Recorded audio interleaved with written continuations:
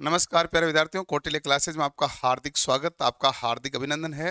और जैसा कि आपको इस खुशखबरी के बारे में अंदाजा है और पता भी है कि एनटीपीसी का फुल नोटिफिकेशन जारी हो चुका है। अब इस नोटिफिकेशन को हम पूरे ध्यान से देखेंगे, एनालिसिस करेंगे, क्या क्या बदला हुआ, इन सभी चीज़ों के बारे में हम इस नोटिफिकेशन के माध्यम से देखेंगे। सीबीटी 1, 2 और जितने भी आपके सवाल आए हुए थे उन सभी एक एक सवाल का आंसर इसके अंतर्गत आपको इस वीडियो में मिल जाएगा। एनटीपीसी को लेके कोई भी सवाल पीछे वंचित नहीं रहेगा, सारे सवाल का आंसर करने की हम पूरी की पूरी कोशिश करेंगे, जिसमें आपको एज क्वालिफिकेशन लेके, बदलाव लेके, साइको एग्जाम, टाइपिंग टेस्ट, सब कुछ ईच एंड एवरीथिंग। तो चलो हम बिना देरी किए नोटिस पर चलते हैं, क्योंकि आपको पता है कि एनटीपीसी में दो वैकेंसी होती है, एक होती है ग्रेजुएट और दूसरी होती है अंडर ग्रेजुएट। ये जो वैकेंसी जारी हुई है एनटीपीसी यानी कि नॉन टेक्निकल पॉपुलर कैटेगरी की, ये CEN 05/2024 है, यानी ग्रेजुएट की वैकेंसी जारी हुई, जो कि ब्रैकेट में आपके लिखा हुआ भी है। अब इसके बारे में उन्होंने क्या कहा, डेट ऑफ पब्लिकेशन वेबसाइट पे ये कब पब्लिश हुआ एडवर्टाइजमेंट, तो 13 सितंबर को, यानी आज मैं 14 सितंबर को वीडियो बना रहा हूँ, 13 सितंबर को हुआ था। और इसका फॉर्म आज 14 सितंबर से भरे जा रहे हैं। फॉर्म कब से भरे जा रहे हैं?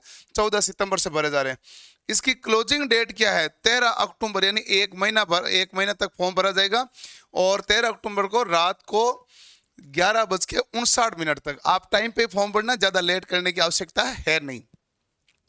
और फीस सबमिट करने की लास्ट डेट है, जो date of fees payment after closing date 14 और 15 2 दिन और है। क्लोजिंग डेट के बाद में भी फीस जमा करने की 2 अतिरिक्त दिन दिए हुए हैं। और उसके बाद किसी बच्चे को कोई ऐसा लगा कि भाई मेरे ये त्रुटि रह गई है, या मैंने जोन में या प्रीफ्रेंस में मैंने कोई गड़बड़ी भर दी है, तो इसलिए वो इसके लिए मॉडिफिकेशन कर सकता है। और मॉडिफिकेशन 16 अक्टूबर से लेके 25 अक्टूबर के बीच होगा। और मॉडिफिकेशन के लिए अतिरिक्त इसमें पेमेंट शुल्क लगता है, तो वो मॉडिफिकेशन कर सकता है, ये ऑप्शन दिया जाता है। अब इसके बाद है कि सर इस एनटीपीसी में टोटल नंबर ऑफ वैकेंसी कितनी है, तो टोटल नंबर ऑफ वैकेंसी तो 8113 वैकेंसी है, जिसमें 5 तरह की पोस्ट है। एक chief commercial cum ticket supervisor है, दूसरी स्टेशन मास्टर है, ये जो दोनों ही है वो है लेवल 6 की। और इसके अलावा जो 3 और है, जिसमें गुड्स ट्रेन मैनेजर है, जिसको पहले गुड्स गार्ड नाम से जाना जाता था, और junior accountant assistant cum typist है, और सीनियर कलर कम टाइपिस्ट है। ये लेवल 5 की जॉब है। लेवल 5 की जॉब होती है, उसमें 29,200 रुपये इनिशियल पे होता है, और लेवल 6 में 35,400 रुपये है, और यानी कि सैलरी का डिफरेंस है। अब देखो कि नॉर्मली एज कितनी होती है नॉर्मल के लिए हमेशा, तो 18 से 33 साल होता है, लेकिन अब की बार कोविड-19 के कारण 3 साल की अतिरिक्त छूट दी गई है, और अब एज कितनी है? 18 से 36 साल नॉर्मल एज है। 18 से 36 साल है, तो 3 साल की छूट किसके लिए दी गई है? कोविड-19 पैंडेमिक यानी कि महामारी के कारण 3 साल अतिरिक्त छूट दी गई है। 18 से 36 वर्ष का कैंडिडेट फॉर्म भर सकता है। इसके अलावा ओबीसी, SC, ST को जो रिजर्वेशन के तहत एज में रिलैक्सेशन मिलता है, वो अलग से है, ये भी आप ध्यान रखें। अब इसमें chief commercial cum ticket supervisor है, इसकी 1736 है। स्टेशन मास्टर की 994 वैकेंसी है। 3144 जो वैकेंसी है वो गुड्स गार्ड की है, यानी गुड्स ट्रेन मैनेजर नाम हो गया। और 1507 vacancy junior accountant assistant cum typist, और सीनियर कलर कम टाइपिस्ट की 732 है। इस प्रकार मिलकर 8113 वैकेंसी टोटल आपके सामने है। अब आप देखेंगे कि इसका एग्जाम पैटर्न क्या है। एग्जाम पैटर्न आप ध्यान रखना कि एनटीपीसी का एग्जाम पैटर्न यही होता है कि सबसे पहले होगा आपका CBT 1, और CBT 1 के बाद होगा CBT 2। अब देखो कि ज्यादातर एग्जाम CBT 1 और 2 पर हो जाता है खत्म, लेकिन इसमें कुछ पोस्ट है जिसमें कुछ पोस्टों के तो होगा साइको एग्जाम, सॉरी CBAT लिख दूं मैं, कुछ कहते हैं साइको एग्जाम, कुछ पोस्ट में है टाइपिंग एग्जाम, और कुछ पोस्ट में आगे कुछ नहीं है। जिनमें आगे कुछ नहीं है उसकी मेरिट CBT 2 से बढ़ेगी। जिसमें टाइपिंग है उसको पास करना जरूरी है, लेकिन मेरिट CBT 2 से बढ़ेगी। और जिसका साइको एग्जाम है उसमें 70% CBT 2 का वेटेज होगा, और 30% साइको एग्जाम का वेटेज होगा, जो मैं आगे चलकर आपको डिटेल से भी समझाऊंगा।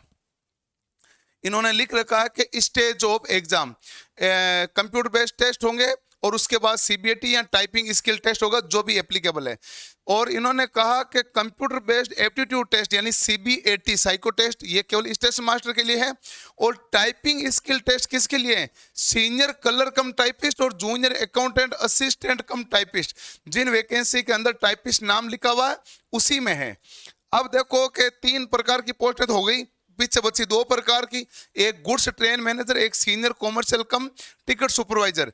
There shall be 2 stage CBT, केवल सीबीटी 1 और 2 है, और उसके बाद document verification and medical examination है। अब देखो आपको एक बात ध्यान रखना जरूरी है कि B2, A2 और C2 का मामला ध्यान रखना, क्योंकि A2 और B2 और C2 के हिसाब से मैं मेडिकल स्टैंडर्ड बताऊंगा, और उसके बाद में ये भी देखेंगे कि इसमें लेजर अलाउड है, किसमें लेजर अलाउड नहीं है, क्यों लेसिक। अब आते हैं हम इसके शॉर्ट लिस्टिंग में।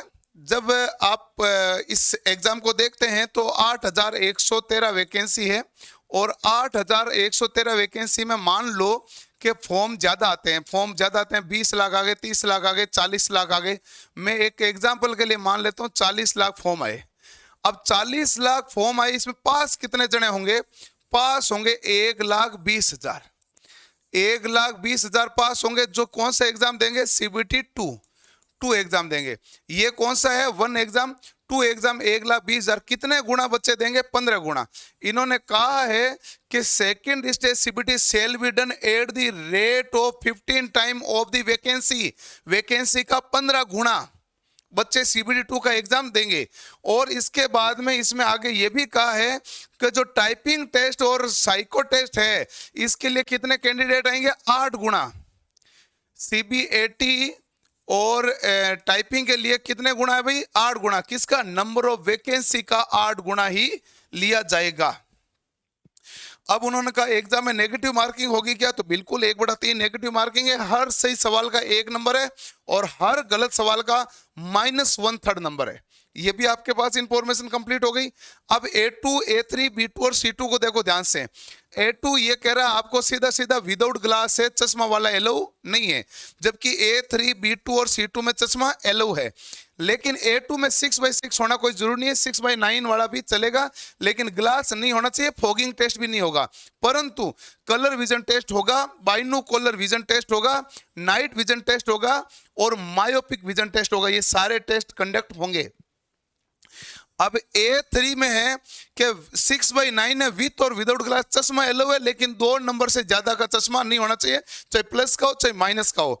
इसके भी कलर विजन टेस्ट होगा, बाइनोकुलर विजन टेस्ट होगा, नाइट विजन होगा और मायोपिक विजन टेस्ट होगा। ये सारा टेस्ट है। इसके बाद आता है B2। B2 क्या कहता है?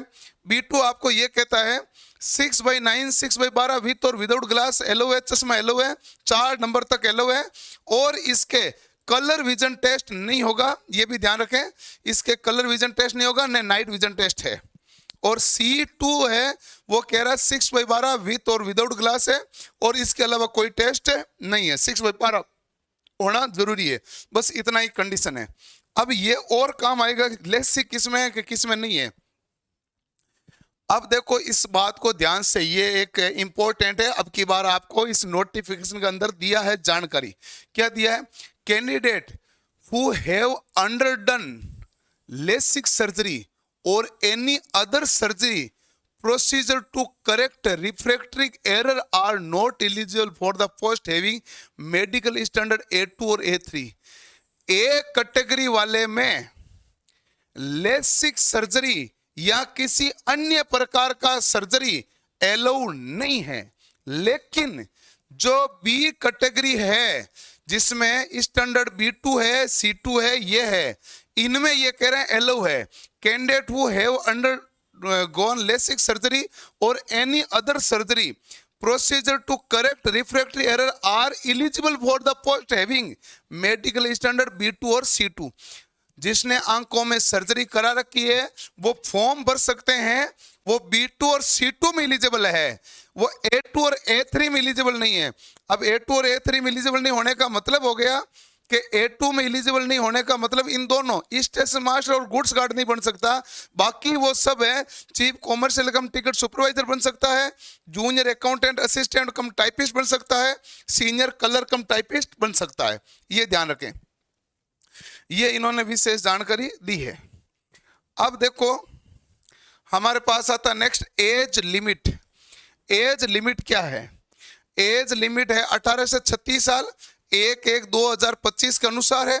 अब 18 से 36 साल तो है अनरिजर्व और ईडब्ल्यूएस के लिए, तो उनके लिए जो नॉट अर्लियर देन 2 जनवरी 1989 से पहले का कैंडिडेट नहीं होना चाहिए, और 1/1/2007 तो सबके है, 1/1/2007 के बाद वाला फॉर्म नहीं भर सकता।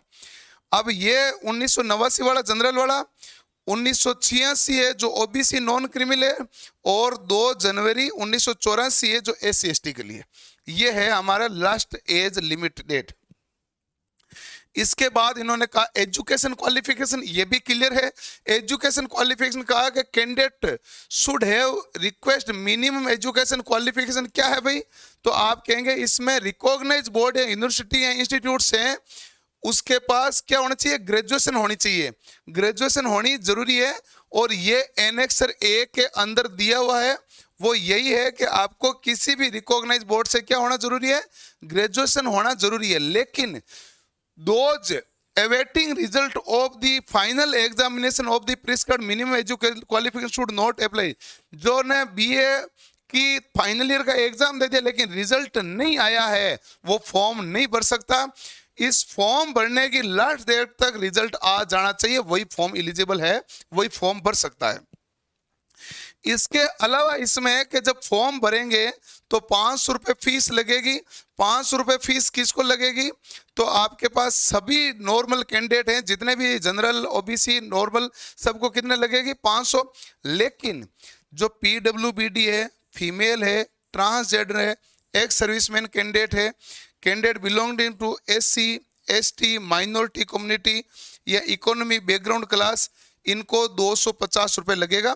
जो 500 रुपये लगेगा, इनको 500 रुपये में से 400 रुपये वापस दे दिया जाएगा CBT फर्स्ट के बाद में, और जिनके 250 रुपये लग रहे हैं इनको CBT फर्स्ट के बाद 250 रुपये वापस दे दिया जाएगा। लेकिन अब क्या होता है कि कई बच्चे क्या होता है कि इकोनॉमिक बैकवर्ड क्लास का सर्टिफिकेट होता नहीं है, और उन्होंने क्लिक कर दिया और 250 रुपये फीस दी है, तो आपको डॉक्यूमेंट वेरिफिकेशन में ये सर्टिफिकेट ले जाना अनिवार्य होगा। ध्यान रखना, जो फीस कम कराने के लिए, जैसे ओबीसी वाले कैंडिडेट हैं या जनरल वाले कैंडिडेट हैं, फीस कम के लिए यदि वो इकोनॉमिक बैकवर्ड क्लास पर क्लिक करते हैं तो DV के टाइम आपको ये सर्टिफिकेट ले जाना जरूरी होगा, ये ध्यान रखें। अगला है हमारे पास इसका मोड ऑफ एग्जामिनेशन, CBT होता ही है। अब इसका स्कीम क्या होता है एग्जाम की, कि 90 मिनट का टाइम है, 100 सवाल है CBT 1 में, 30 सवाल रीजनिंग, 30 मैथ और 40 जनरल अवेयरनेस है। लेकिन जैसे CBT 2 में आएंगे तो और कुछ घटेगा बढ़ेगा नहीं, केवल इतना ही मामला है कि टाइम तो 90 मिनट है, सवाल 120 हो गए हैं, यानी कि रीजनिंग में 5 सवाल जुड़ गए हैं, मैथ में 5 जुड़ गए, जीके में जुड़ गए 50। अब जीके जो 50 नंबर का आता है, इसमें 30 तो जीके आता है, 10 करंट अफेयर आता है, 10 साइंस आता है। जो 10 नंबर की साइंस आती है, इसके अंदर आपका कौन सा भाग कवर है? तो इस 10 नंबर में साइंस, जीव विज्ञान और जनरल साइंस के साथ साथ कंप्यूटर का भी भाग 10 नंबर में कवर हो जाता है। यह है इसका एग्जाम का पैटर्न। अब आता है इसका सिलेबस, मैथ्स का complete syllabus, reasoning complete syllabus है, और इसमें जीके वाले में पूरा पोर्शन दिया हुआ है। साइंस के बारे में इन्होंने लिख रखा है, general science and life science up to 10th CBC यानी कि NCERT के आधार पर पढ़नी है। इसके बाद में हिस्ट्री, ज्योग्राफी, इकोनॉमी और पॉलिटी का सारा भाग विद करंट अफेयर, और साथ में बेस कंप्यूटर का बेसिक्स आना भी जरूरी है, बेसिक्स ऑफ कंप्यूटर ये भी आना आपको जरूरी है। ये सब कुछ सिलेबस के अंदर भाग है। अब आप देखेंगे कि इसमें CBT 1 सभी का कॉमन पेपर होगा, CBT 2 common for all post, सबका कॉमन है। पिछली बार अलग अलग हुआ था लेवल वाइज, अब की बार कॉमन है। पिछली बार लेवल 5 का अलग हुआ था, लेवल 6 का अलग हुआ था, अब की बार क्या है? कॉमन है। लेकिन अब गुड्स गार्ड ट्रेन मैनेजर है और chief commercial cum ticket supervisor है, इनके तो CBT 1 और 2 ही है, लेकिन ये 2 टाइपिंग वाली जॉब है इनके, इसके बाद में टाइपिंग होगी जो पास करना अनिवार्य है। और स्टेशन मास्टर के कौन सा एग्जाम भाई, साइको एग्जाम पास करना जरूरी है। और इसके साथ ही एक महत्वपूर्ण सूचना है कि RRB NTPC का क्वार्टरली क्लासेज में ग्रेजुएट और अंडर ग्रेजुएट के लिए आपका लाइव बैच शुरू हो चुका है। ये लाइव फ्रॉम क्लासरूम बैच है, यानी कि क्लास से लाइव चलता है। आपको अलग अलग बैच नहीं लेना पड़ता कि ग्रेजुएट अलग लेना, अंडर ग्रेजुएट अलग लेना, सेम सिलेबस डिटो सिलेबस है। सारी क्लासें लाइव चलेगी और इसके अंदर आपको पूरी टेस्ट सीरीज दी जाएगी। टेस्ट सीरीज में कम से कम 100 से 150 टेस्ट होंगे और PDF और ई नोट्स दिया जाएगा। जब आप ऑफलाइन सेंटर पे भी पढ़ते हैं तो आपको बुकलेटों का जो बुकलेट्स होती है वो 22 बुकलेट प्रोवाइड की जाती है, लेकिन ऑनलाइन वालों को उन बुकलेट की प्रैक्टिस सेट की PDF प्रोवाइड करते हैं जो कि कोर्स के अंदर, और वो बाइलैंग्वेज होती है जिससे उसकी रीजनिंग की, मैथ की प्रैक्टिस बहुत शानदार हो जाए। और जो विद्यार्थी रेलवे में पुराने आए हुए सवालों को देखना चाहता है, यहाँ ऐसे है कि रेलवे में किस प्रकार के सवाल आए हैं उन सवालों को बहुत अच्छी तरीके से समझ लूं, पढ़ लूं, तो इसके लिए रेलवे की 4 बुक का सेट आता है। एक है मैथ, एक है रीजनिंग और एक है सामान्य विज्ञान, एक है जीके। इनमें रेलवे में पिछले 5-6 सालों में जितने भी पेपर हुए हैं उन सब के पेपरों को चैप्टर वाइज करके, टाइप वाइज करके डिटेल सॉल्यूशन आपके लिए प्रोवाइड किया गया है। और ये किताबें सक्सेस सीरीज में है, सबसे प्रसिद्ध और सबसे शानदार किताबें हैं। जो आपका स्टडी मटेरियल बहुत शानदार होगा तो सिलेक्शन के लिए आपकी आधी तैयारी तो हो ही चुकी है। आधी तैयारी क्या होती है कि आपकी प्रोग्रामिंग सही होनी चाहिए कि भाई मुझे पढ़ना क्या है और कहां से पढ़ना है, इतना पता चल गया तो आधी तैयारी हो गई। बाकी आधी तैयारी के लिए आपको मेहनत लगातार करनी है। इससे संबंधित, NTPC से संबंधित और कोई भी कैसा भी डाउट है तो आप कमेंट सेक्शन में कमेंट कर दीजिएगा। मैं नेक्स्ट वीडियो में उन सभी सवाल का आपका आंसर कर दूंगा। मिलते हैं नेक्स्ट सेशन में। धन्यवाद, थैंक यू।